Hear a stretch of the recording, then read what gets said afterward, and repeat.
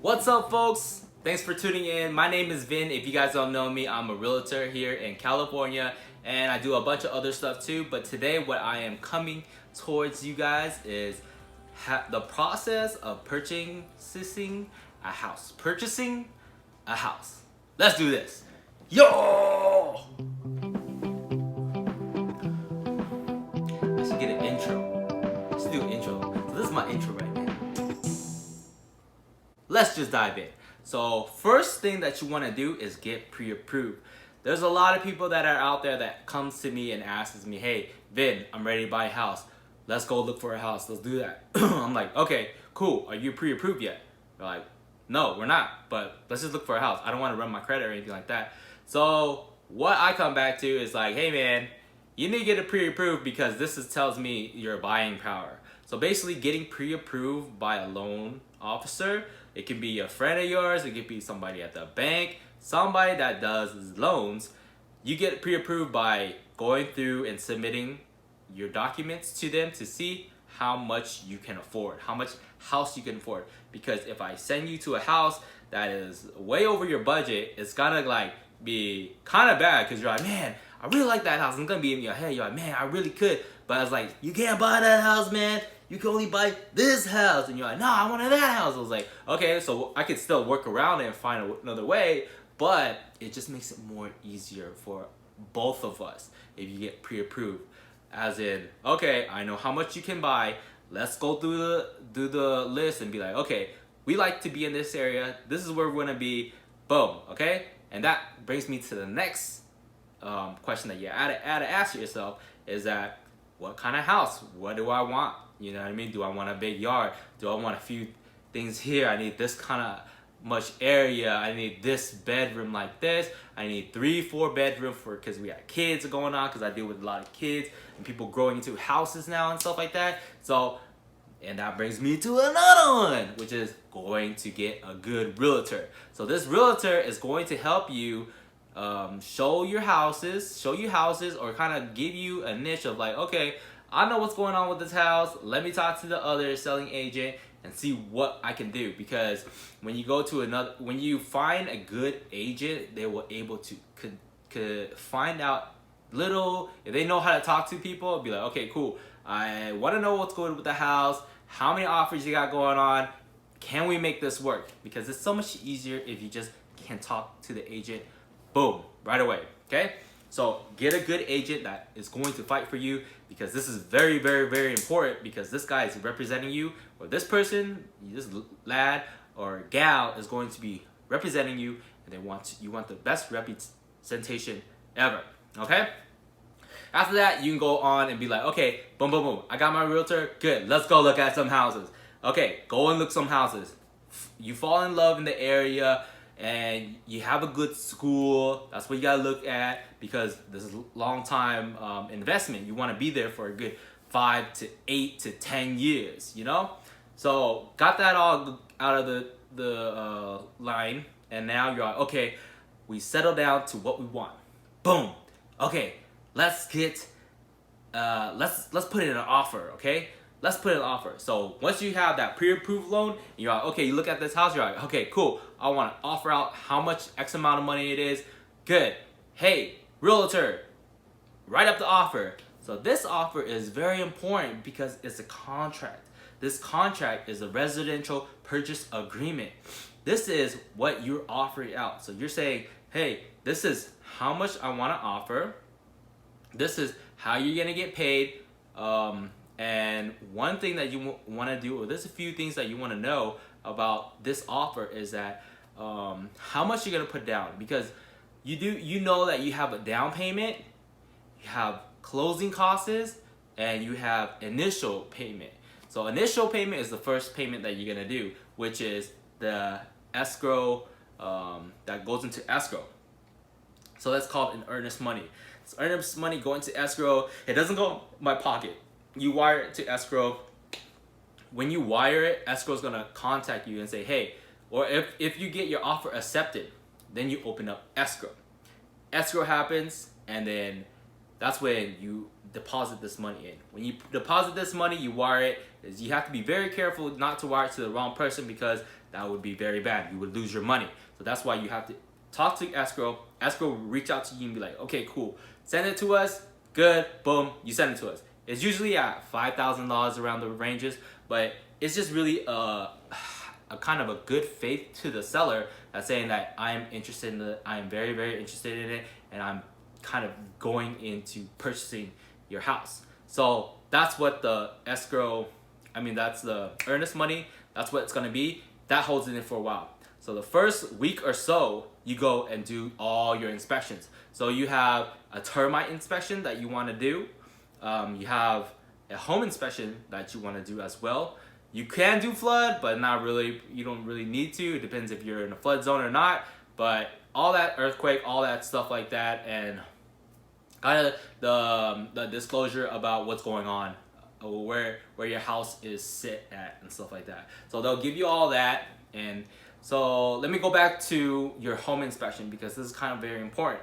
When you get a home inspector, this usually costs around $300 or $400 to get that person to come out and check it. But it's very important, because that person goes out and he checks all the outlets, plumbing, shower, foundation, looking the structural. So that person will have the eye and will have a complete report of exactly what's going on with your house.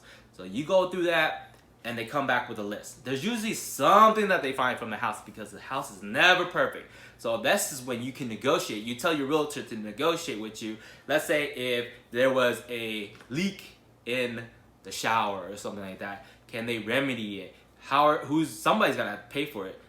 You're not in the house yet, but if you want the seller to pay for it, then you would negotiate with them and say, hey, have them take care of it, of X and X, Y, and Z onto this list, or credit us. So that credit can be a little bit more to help you with your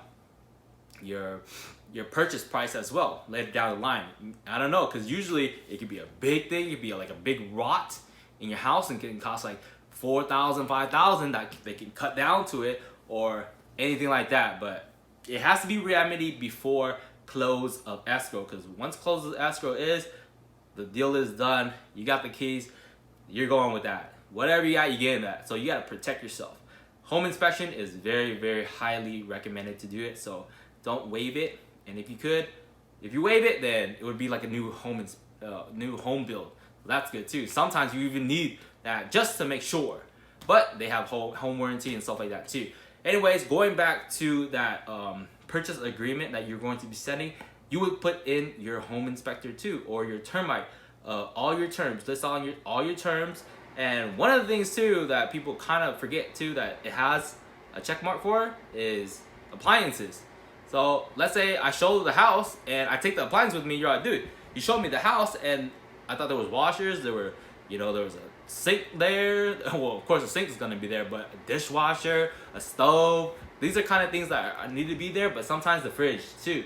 So these are like, okay, if you saw it, then you should get it. So those are like little key things, because that's like a couple $100 too, because that's what it is. So these are the things I'm gonna be asking them, like, okay, cool, this is what it is, this is what it is, what it is. So this is the terms, all the terms.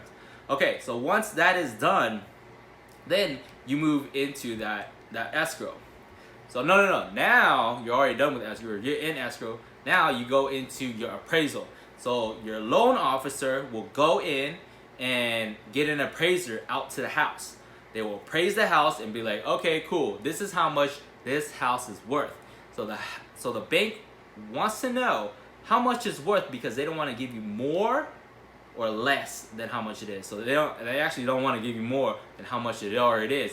If the house, the purchase price is way higher than what it is appraised for, then you can make up the difference or negotiate or something like that. But usually I've never fell out of escrow because of an appraisal, because you usually want to be around that price. But these days right now, people are telling you to take out the appraisal contingencies, because they fixed it and they're ready to sell it to you right now. And they jack up the price because right now it's low inventory because it's COVID time right now, and they're just like, okay, mix it quick. So because they know that maybe the value is not as much, but you're offering more because they're getting multiple offers. So let's say it appraised for $600,000, but there's that you offer up to $620,000, and they're getting multiple offers right now because there's so low inventory that they're all okay. Take out your appraisal contingency because we know that it's this value, but we want you to purchase at this price. So the difference is the same thing, because if it's appraised to that value and you set onto it that you're gonna purchase it, you really want the house, then you come up with the difference of that 20,000 or whatever it is. So that's what it is with appraisal. Once that happens, and this is increments of 30 to 45 days. Okay, so once the appraisal is done, now you wait for the loan contingency. So the loan has to be approved. So once it gets in, they do all the underwriting and be like, okay, cool, this is appraised for, this is where we're gonna give you the money, and then it gets approved. Once it's approved, then you go in and get your title report and get your insurance. Okay, title report and insurance, you got that. And after that, you would do your final walkthrough. So your final walkthrough, you go through and you're like, okay, cool, this is all the terms that happen, and boom, boom, boom, boom. You're good. We're good. So we close.